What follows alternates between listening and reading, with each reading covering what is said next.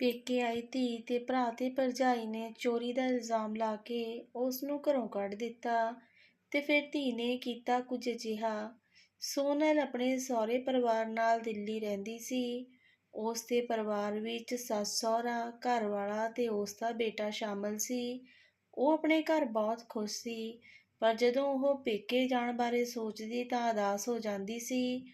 ਉਸ ਦੇ ਪੇਕੇ ਉਸ ਨਾਲ ਕੁਝ ਅਜਿਹਾ ਹੋਇਆ ਸੀ ਕਿ ਉਸ ਦਾ ਦਿਲ ਪੇਕੇ ਜਾਣ ਨੂੰ ਨਹੀਂ ਕਰਦਾ ਸੀ। ਉਸ ਦੇ ਪੇਕੇ ਘਰ ਉਸ ਦੀ ਮਾਂ, ਪਿਓ, ਉਸ ਦੇ ਭਰਾ ਭਰਜਾਈ ਤੇ ਉਹਨਾਂ ਦੇ ਬੱਚੇ ਸੀ। ਉਹ 2 ਭੈਣਾਂ ਤੇ 2 ਭਰਾ ਸੀ। ਦੂਜੀ ਭੈਣ ਫੌਰਨ ਸੀ ਤੇ ਨਾਲ ਤਾਂ ਫੋਨ ਤੇ ਗੱਲ ਹੁੰਦੀ ਰਹਿੰਦੀ ਸੀ। ਸੋਨਲ ਆਪਣੇ ਭੈਣ ਭਰਾ ਸਭ ਤੋਂ ਛੋਟੀ ਸੀ।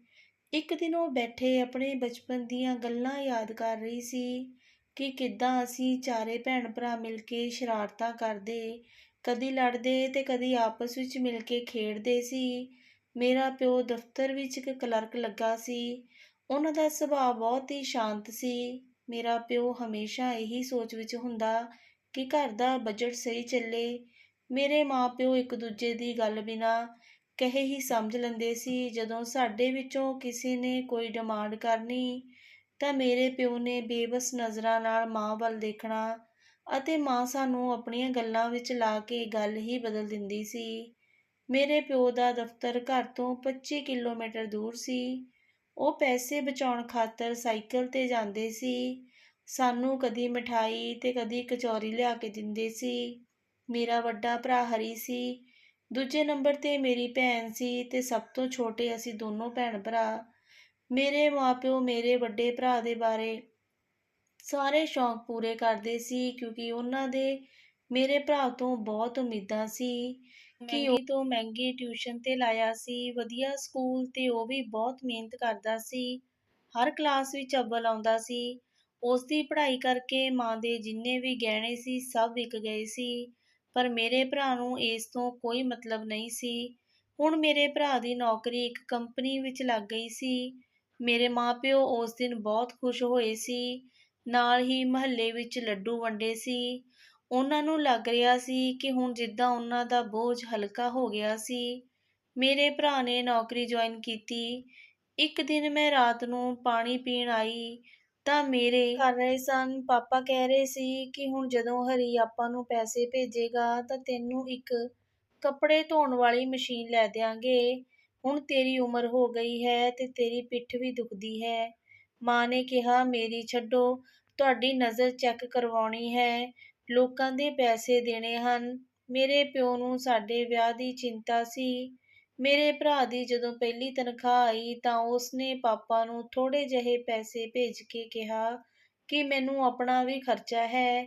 ਪਾਪਾ ਉਦਾਸ ਹੋ ਗਏ। ਹੁਣ ਹਰ ਮਹੀਨੇ ਇੱਕ ਨਾ ਇੱਕ ਬਹਾਨਾ ਬਣਾ ਕੇ ਕਹਿ ਦਿੰਦੇ ਸੀ, ਮੇਰੀ ਵੱਡੀ ਭੈਣ ਦੇ ਵਿਆਹ ਦੀ ਉਮਰ ਹੋ ਗਈ, ਉਹਨਾਂ ਨੂੰ ਇੱਕ ਚੰਗਾ ਪਰਿਵਾਰ ਮਿਲ ਗਿਆ ਅਤੇ ਮੇਰੀ ਭੈਣ ਨੂੰ ਹੀ ਚੜ੍ਹਾ ਕੇ ਲੈ ਗਏ।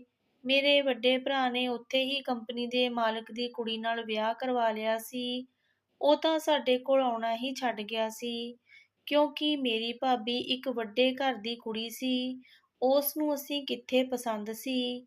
ਮੇਰਾ ਵਿਆਹ ਪਾਪਾ ਨੇ ਆਪਣੇ ਦੋਸਤ ਦੇ ਬੇਟੇ ਨਾਲ ਕਰ ਦਿੱਤਾ ਸੀ। ਮੇਰਾ ਘਰਵਾਲਾ ਸਰਕਾਰੀ ਨੌਕਰ ਸੀ। ਮੈਂ ਆਪਣੇ ਘਰ ਬਹੁਤ ਖੁਸ਼ ਸੀ। ਜਦੋਂ ਮੇਰੇ ਘਰਵਾਲੇ ਦੀ ਬਦਲੀ ਹੋਈ ਤਾਂ ਮੈਂ ਆਪਣੇ ਗਹਿਣੇ ਮਾਂ ਦੇ ਲੋਕਰ ਵਿੱਚ ਰੱਖ ਦਿੱਤੇ। ਮੈਨੂੰ ਇਹ ਸੀ ਜਦੋਂ ਸਾਡੀ ਦੂਜੇ ਸ਼ਹਿਰ ਵਿੱਚ ਸੈਟਿੰਗ ਹੋ ਗਈ ਤਾਂ ਮੈਂ ਲੈ ਜਾਵਾਂਗੀ। ਮੇਰੀ ਮਾਂ ਆਪਣੀ ਉਡੀਕਦੀ ਰਹੀ ਕਿ ਕਦੋਂ ਉਹ ਆਊਗੀ, ਪਰ ਉਹ ਨਾ ਆਈ। ਮੇਰੀ ਮਾਂ ਦੁਨੀਆ ਤੋਂ ਚਲੀ ਗਈ। ਉਸ ਸਮੇਂ ਮੇਰੀ ਭਰਜਾਈ ਆ ਗਈ। ਮੇਰੇ ਪਿਓ ਨੇ ਮੈਨੂੰ ਲੋਕਰ ਦੀ ਚਾਬੀ ਦਿੰਦੇ ਹੋਏ ਕਿਹਾ ਕਿ ਸੋਨਲ ਪੁੱਤ, ਆਪਣੇ ਗਹਿਣੇ ਲੈ ਜਾਈਂ। ਮੈਂ ਪਾਪਾ ਤੋਂ ਚਾਬੀ ਲੈ ਲਈ।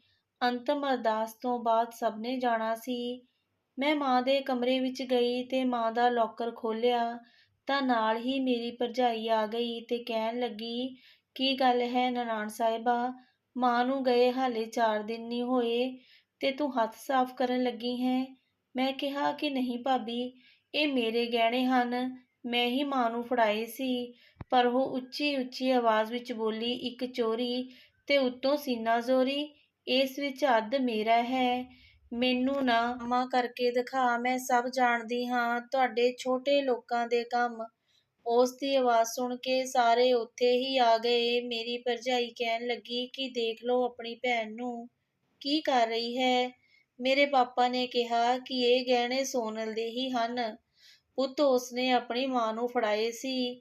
ਮੇਰੀ ਭਰਜਾਈ ਮੇਰੇ ਪਿਓ ਨੂੰ ਵੀ ਉਲਟ ਬੋਲੀ ਤਾਂ ਮੈਂ ਕਿਹਾ ਕਿ ਬਸ ਕਰੋ ਭਾਬੀ, ਹੱਦ ਹੋ ਗਈ ਹੁਣ, ਮੈਂ ਇੱਕ ਲਫ਼ਜ਼ ਨਹੀਂ ਸੁਣਨਾ ਚਾਹੁੰਦੀ। ਕਦੋਂ ਦੇ ਬੋਲ ਰਹੇ ਹੋ? ਮੇਰਾ ਭਰਾ ਬੋਲਿਆ, ਸੋਨਲ ਤੈਨੂੰ ਅਕਲ ਨਹੀਂ, ਵੱਡਿਆਂ ਨਾਲ ਕਿਵੇਂ ਗੱਲ ਕਰੀਦੀ ਹੈ। ਮੈਂ ਆਪਣੇ ਭਰਾ ਨੂੰ ਕਿਹਾ, ਤੁਸੀਂ ਤਾਂ ਨਾ ਹੀ ਬੋਲੋ ਤਾਂ ਚੰਗਾ ਹੈ, ਪਾਪਾ ਨੂੰ ਤੁਹਾਡੇ ਤੋਂ ਬਹੁਤ ਉਮੀਦਾਂ ਸੀ, ਤੁਸੀਂ ਕੀ ਕੀਤਾ। ਉਹਨਾਂ ਦਾ ਇੱਕ ਇੱਕ ਗਹਿਣਾ ਵਿਕ ਗਿਆ, ਪਾਪਾ ਕਰਜ਼ ਵਿੱਚ ਡੁੱਬ ਗਏ, ਪਰ ਤੁਸੀਂ ਸਾਰ ਨਹੀਂ ਲਈ, ਬਸ ਆਪਣੇ ਸੁੱਖ ਦੀ ਹੀ ਫਿਕਰ ਕੀਤੀ। ਲਾਹਨਤ ਹੈ ਤੁਹਾਡੇ ਤੇ, ਤੁਹਾਡੇ ਵਰਗੇ ਪੁੱਤ ਤੇ। ਸਾਡੇ ਲਈ ਕੁਝ ਨਾ ਕਰਦੇ, ਪਰ ਮਾਂ ਪਿਓ ਲਈ ਤਾਂ ਸੋਚ ਲੈਂਦੇ, ਜਿਨ੍ਹਾਂ ਤੁਹਾਨੂੰ ਇੱਥੇ ਲਿਆ ਕੇ ਖੜਾ ਕੀਤਾ ਹੈ। ਯਾਦ ਰਹੇ, ਉਹ ਬਹੁਤ ਸਭ ਦੇਖ ਰਿਹਾ ਹੈ ਤੇ ਉਸ ਦੀ ਲਾਠੀ ਦੀ ਆਵਾਜ਼ ਨਹੀਂ ਹੁੰਦੀ। ਤੁਹਾਡਾ ਵੀ ਇੱਕ ਪੁੱਤ ਹੈ ਅਤੇ ਰੱਬ ਨਾ ਕਰੇ, ਹਲੇ ਰੀਆ ਦੀ ਗੱਲ ਪੂਰੀ ਨਹੀਂ ਹੋਈ ਸੀ ਕਿ ਉਸ ਦੇ ਵੱਡੇ ਭਰਾ ਨੇ ਉਸ ਦੇ ਮੂੰਹ ਤੇ ਥੱਪੜ ਮਾਰਿਆ। ਕੋਲ ਖੜੇ ਸੋਨਲ ਦੇ ਘਰ ਵਾਲੇ ਨੇ ਉਹਨਾਂ ਦਾ ਹੱਥ ਫੜ ਲਿਆ ਤੇ ਕਿਹਾ, ਬਸ ਕਰੋ ਭਾਈ ਸਾਹਿਬ, ਤੁਸੀਂ ਬਹੁਤ ਹੱਦ ਕਰ ਦਿੱਤੀ ਹੈ। ਮੇਰੀ ਘਰਵਾਲੀ ਤੇ ਜੇਕਰ ਦੁਬਾਰਾ ਹੱਥ ਚੱਕਿਆ ਤਾਂ ਮੈਂ ਭੁੱਲ ਜਾਵਾਂਗਾ ਜਾਣਾ ਹੈ ਕਿ ਤੁਸੀਂ ਉਸ ਦੇ ਵੱਡੇ ਭਰਾ ਹੋ। ਹਰੀ ਨੇ ਸੋਨਲ ਦੇ ਘਰਵਾਲੇ ਦਾ ਕਾਲਰ ਫੜਨ ਲੱਗਾ ਤਾਂ ਸੋਨਲ ਤੋਂ ਬਰਦਾਸ਼ਤ ਨਹੀਂ ਹੋਇਆ। ਉਸਨੇ ਆਪਣੇ ਭਰਾ ਨੂੰ ਧੱਕਾ ਦਿੱਤਾ ਅਤੇ ਲਾਕਰ ਬੰਦ ਕਰਕੇ ਚਾਬੀ ਆਪਣੇ ਪਿਓ ਦੇ ਪੈਰਾਂ ਵਿੱਚ ਸੁੱਟ ਦਿੱਤੀ। ਉਹ ਚੁੱਪ ਖੜੇ ਸੀ, ਸੋਨਲ ਨੂੰ ਉਹਨਾਂ ਦੀ ਚੁੱਪੀ ਚੁੱਭ ਰਹੀ ਸੀ। ਉਹ ਚੀਕ ਕੇ ਬੋਲੀ, ਨਹੀਂ ਚਾਹੀਦੇ ਗਹਿਣੇ, ਦੇ ਦਿਓ ਇਹਨਾਂ ਨੂੰ, ਅੱਜ ਤੋਂ ਬਾਅਦ ਮੈਂ ਇੱਥੇ ਨਹੀਂ ਆਉਣਾ, ਮੇਰੇ ਪੇਕੇ ਮੇਰੇ ਲਈ ਖਤਮ ਹੋ ਗਏ। ਅੱਜ ਤੋਂ ਫੇਰ ਰੀਆ ਆਪਣੇ ਘਰ ਵਾਲੇ ਤੇ ਬੱਚਿਆਂ ਨਾਲ ਆਪਣੇ ਸਹੁਰੇ ਵਾਪਸ ਆ ਗਈ। ਮੇਰੀ ਛੋਟੀ ਭਾਬੀ ਮੈਨੂੰ ਰੋਕਦੀ ਰਹੀ, ਪਰ ਮੈਂ ਨਾ ਰੁਕੀ। ਜਦੋਂ ਮੇਰੇ ਪਿਓ ਨੂੰ ਹੋਸ਼ ਆਈ ਹੋਣੀ, ਉਸ ਨੇ ਬਹੁਤ ਫੋਨ ਕੀਤੇ, ਪਰ ਸੋਨਲ ਨੇ ਕਦੀ ਗੱਲ ਨਹੀਂ ਕੀਤੀ, ਕਿਉਂਕਿ ਉਸ ਨੂੰ ਆਪਣੇ ਘਰ ਵਾਲੇ ਦਾ ਅਪਮਾਨ ਯਾਦ ਆਉਂਦਾ ਸੀ ਅਤੇ ਮੇਰਾ ਦਿਲ ਨਫ਼ਰਤ ਨਾਲ ਭਰ ਜਾਂਦਾ ਸੀ। ਮੇਰੇ ਛੋਟੇ ਭਾਈ ਭਾਬੀ ਮੈਨੂੰ ਮਿਲਣ ਆਏ, ਪਰ ਮੈਂ ਨਹੀਂ ਮੰਨੀ। ਫਿਰ ਮੈਨੂੰ ਇੱਕ ਦਿਨ ਛੋਟੀ ਭਾਬੀ ਦਾ ਫੋਨ ਆਇਆ ਤੇ ਉਹਨਾਂ ਕਿਹਾ ਕਿ ਪਾਪਾ ਦੀ ਸਿਹਤ ਬਹੁਤ ਖਰਾਬ ਹੈ। ਸੁਣ ਕੇ ਮੇਰੇ ਤੋਂ ਰਿਹਾ ਨਾ ਗਿਆ ਤੇ ਮੈਂ ਆਪਣੇ ਪੇਕੇ ਜਾ ਰਹੀ ਸੀ। ਸਫ਼ਰ ਲੰਬਾ ਸੀ, ਬੱਚਿਆਂ ਦੇ ਪੇਪਰ ਸੀ, ਇਸ ਲਈ ਉਹ ਨਾਲ ਨਹੀਂ ਆਏ ਅਤੇ ਸੋਨਲ ਦੇ ਘਰ ਵਾਲੇ ਨੇ ਉਸ ਨੂੰ ਟ੍ਰੇਨ ਵਿੱਚ ਬਿਠਾਉਂਦੇ ਹੋਏ ਕਿਹਾ, ਫਾਲਤੂ ਦੇ ਝਗੜੇ ਵਿੱਚ ਨਾ ਪਈ। ਸੋਨਲ ਪੂਰੀ ਰਾਤ ਨਹੀਂ ਸੁੱਤੀ ਤੇ ਜਦੋਂ ਉਹ ਕਾਨਪੁਰ ਸਟੇਸ਼ਨ ਤੇ ਪਹੁੰਚੀ ਤੇ ਆਪਣਾ ਸਮਾਨ ਲੈ ਕੇ ਸਿੱਧਾ ਆਪਣੇ ਘਰ ਗਈ, ਸਿੱਧਾ ਆਪਣੇ ਪਿਓ ਦੇ ਕਮਰੇ ਵਿੱਚ ਗਈ। ਪਾਪਾ ਬਹੁਤ ਕਮਜ਼ੋਰ ਲੱਗ ਰਹੇ ਸੀ, ਅੱਖਾਂ ਵਿੱਚ ਵੜੀਆਂ ਸੀ, ਮੂੰਹ ਉਦਾਸ ਸੀ ਤੇ ਮੈਂ ਜਾ ਕੇ ਆਪਣੇ ਪਾਪਾ ਨੂੰ ਲਿਪਟ ਗਈ। ਉਹ ਮੇਰੇ ਤੋਂ ਮਾਫ਼ੀ ਮੰਗਣ ਲੱਗੇ ਅਤੇ ਹਮੇਸ਼ਾ ਦੀ ਤਰ੍ਹਾਂ ਮੇਰੇ ਸਿਰ ਤੇ ਹੱਥ ਰੱਖ ਕੇ ਪਿਆਰ ਕਰਨ ਲੱਗੇ। ਮੇਰੀ ਛੋਟੀ ਭਰਜਾਈ ਮੇਰੇ ਲਈ ਪਾਣੀ ਲੈ ਕੇ ਆਈ ਤੇ ਕਹਿਣ ਲੱਗੀ, ਦੀਦੀ ਤੁਹਾਨੂੰ ਪਾਪਾ ਬਹੁਤ ਯਾਦ ਕਰ ਰਹੇ ਸੀ। ਉਸਨੇ ਕਿਹਾ, ਹਾਂ ਭਾਬੀ, ਇਸੇ ਲਈ ਤਾਂ ਆਈ ਹਾਂ। ਸੋਨਲ ਦੇ ਦਿਲ ਵਿੱਚ ਹੰਝੂ ਭਰੇ ਪਏ ਸਨ। ਸੋਨਲ ਦੇ ਪਾਪਾ ਸਭ ਸਮਝ ਗਏ ਸੀ। ਉਸ ਦੇ ਹੱਥਾਂ ਨੂੰ ਲੱਗੇ ਜਿੱਦਾਂ ਉਸ ਨੂੰ ਕਹਿ ਰਹੇ ਹੋਣ ਕਿ ਕੋਈ ਗੱਲ ਨਹੀਂ। ਫੇਰ ਪਾਪਾ ਨੇ ਕਿਹਾ ਕਿ ਆਰਾਮ ਕਰ ਲੈ, ਰਾਤ ਦਾ ਸਫ਼ਰ ਸੀ। ਜਦੋਂ ਸੋਨਲ ਉੱਠ ਕੇ ਜਾਣ ਲੱਗੀ ਤਾਂ ਉਸ ਦੀ ਨਜ਼ਰ ਉਸ ਮੁੰਡੇ ਤੇ ਪਈ, ਉਹ ਪਾਪਾ ਦੇ ਪੈਰਾਂ ਦੀ ਮਾਲਿਸ਼ ਕਰ ਰਿਹਾ ਸੀ। ਸੋਨਲ ਉਸ ਨੂੰ ਨਜ਼ਰਅੰਦਾਜ਼ ਕਰਕੇ ਬਾਥਰੂਮ ਵਿੱਚ ਗਈ ਅਤੇ ਜਦੋਂ ਬਾਹਰ ਆਈ ਤਾਂ ਉਹ ਗਿਰਨ ਲੱਗੀ ਸੀ। ਸੋਨਲ ਨੂੰ ਉਸ ਮੁੰਡੇ ਨੇ ਬਚਾ ਲਿਆ ਤੇ ਬੋਲਿਆ, ਸੰਭਲ ਕੇ ਭੂਆ ਜੀ। ਉਸ ਦੇ ਮੂੰਹ ਵਿੱਚੋਂ ਭੂਆ ਸੁਣ ਕੇ ਸੋਨਲ ਨੂੰ ਬਹੁਤ ਵਧੀਆ ਲੱਗਾ ਤੇ ਅਜੀਬ ਵੀ। ਇੰਨੇ ਨੂੰ ਨਾਸ਼ਤਾ ਲੱਗ ਗਿਆ ਸੀ। ਘਰ ਦੇ ਬਾਕੀ ਮੈਂਬਰ ਵੀ ਆ ਗਏ, ਮੇਰੀ ਭਾਬੀ, ਭਰਾ ਤੇ ਭਤੀਜੀ। ਫਿਰ ਭਾਬੀ ਨੇ ਕਿਹਾ, ਅਜੇ ਤੂੰ ਵੀ ਆ ਜਾ, ਨਾਸ਼ਤਾ ਕਰ ਲੈ।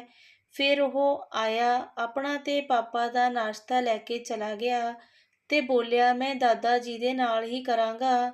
ਸੋਨਲ ਬਹੁਤ ਹੈਰਾਨੀ ਨਾਲ ਆਪਣੀ ਛੋਟੀ ਭਾਬੀ ਦੇ ਮੂੰਹ ਵੱਲ ਦੇਖਣ ਲੱਗੀ ਤਾਂ ਭਾਬੀ ਨੇ ਮੁਸਕਰਾ ਕੇ ਕਿਹਾ, ਵੱਡੇ ਭਾਈ ਸਾਹਿਬ ਤੇ ਭਾਬੀ ਦਾ ਬੇਟਾ ਹੈ, ਬਹੁਤ ਹੀ ਸਮਝਦਾਰ ਹੈ। ਉਹ ਵੀ ਆਉਣਾ ਚਾਹੁੰਦੇ ਸਨ ਪਰ ਤੁਹਾਡੇ ਸਾਹਮਣੇ ਆਉਣ ਤੋਂ ਡਰਦੇ ਹਨ। ਉਹਨਾਂ ਨੂੰ ਆਪਣੀ ਗਲਤੀ ਦਾ ਅਹਿਸਾਸ ਹੈ।